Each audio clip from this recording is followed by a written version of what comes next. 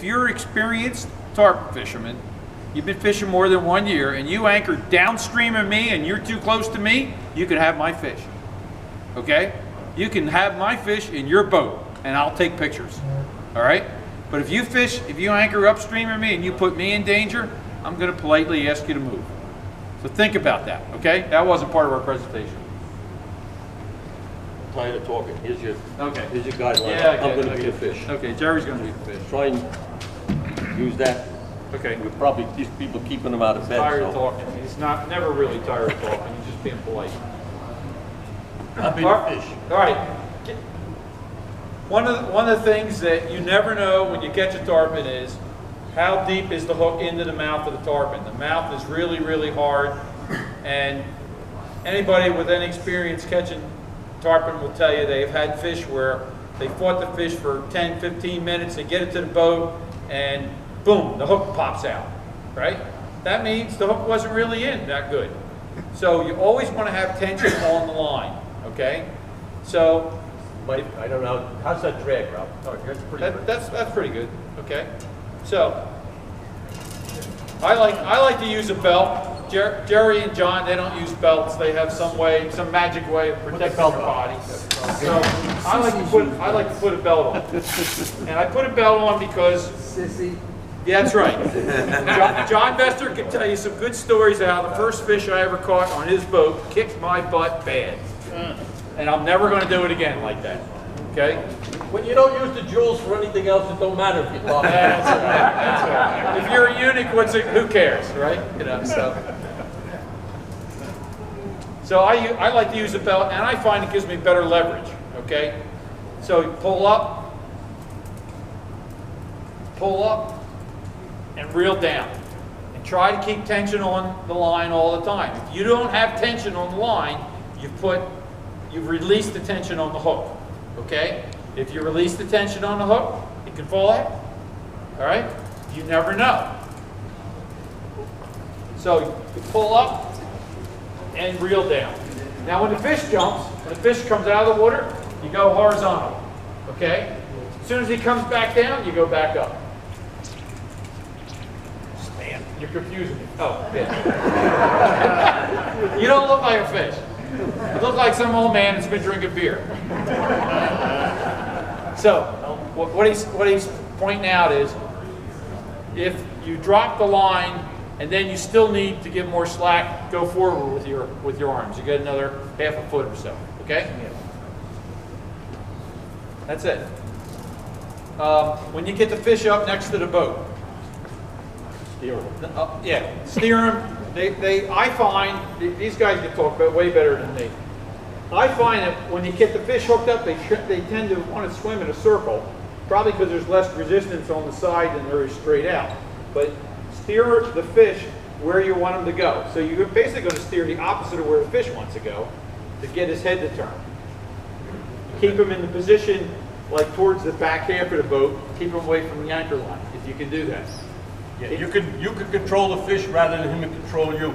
If you don't control that fish, sometimes that fish will take you 10 times around the boat under the anchor line. If you're an experienced fisherman with some steering technique, like side to side instead of up and down, you can actually turn that fish. The fish is I'm a human being. I can walk backwards, sideways, everything else. The fish can only swim head first. He can't back up. So if you can turn, if he's going this way and you can turn his head, he's got to come this way.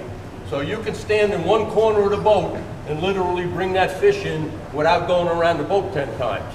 If you let the fish bully you, that's what's going to happen. So, and you will get some fish that just are so tough, no matter what you want to do, you're going to take a couple of trips around the boat. But you don't want to get in an ankle.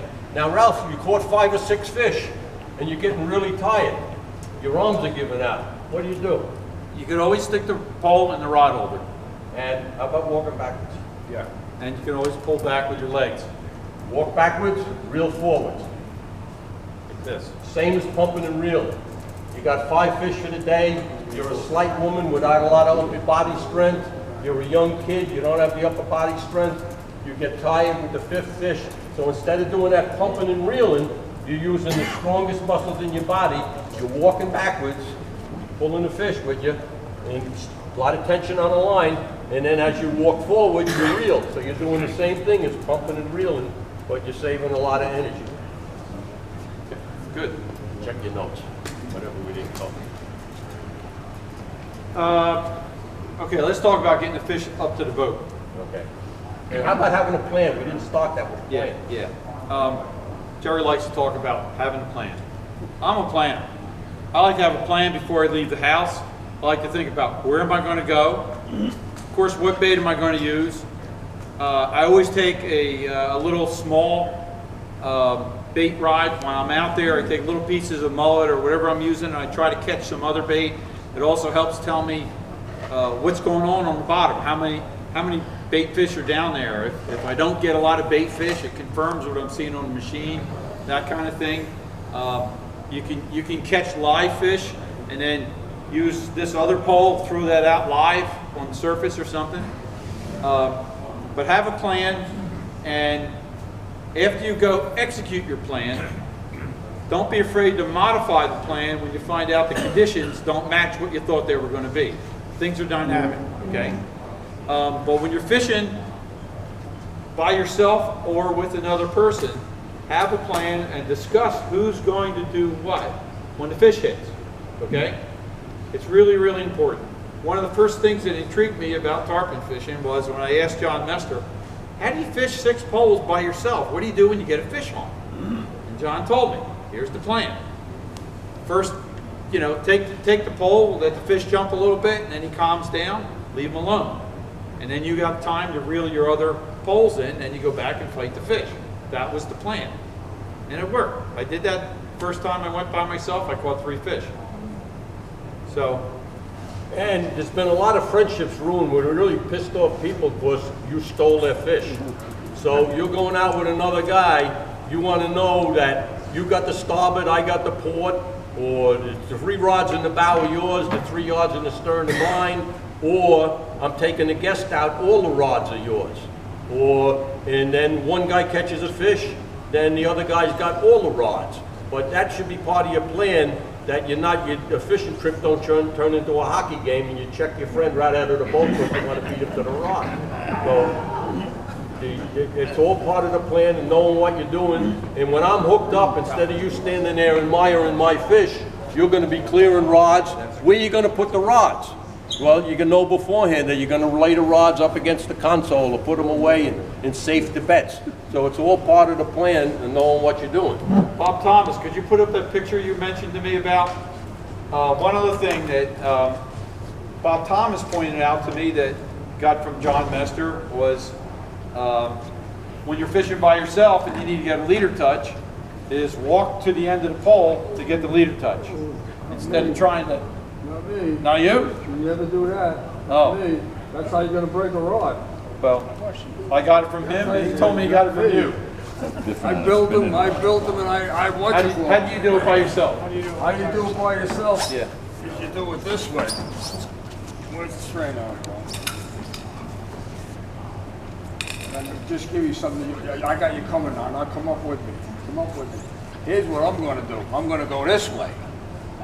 You go up here, it's going to break.